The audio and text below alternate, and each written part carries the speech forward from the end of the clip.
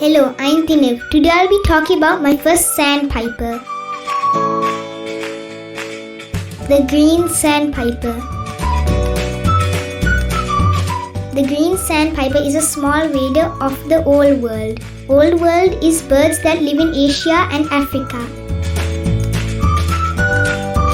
Dark brown sandpiper with snowy white belly.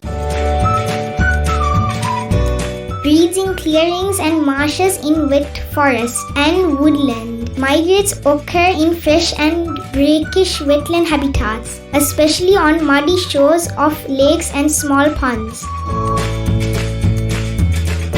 Bobs tail when nervous, but not habitually like common sandpiper.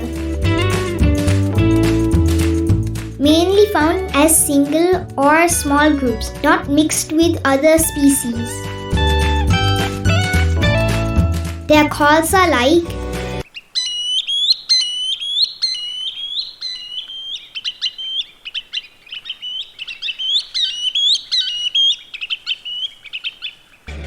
locally named Kola Silibilla. I have not seen the green sandpiper. It's not necessarily a bird that you see in the coast. This is a video of our recent trip to Kirin the beach.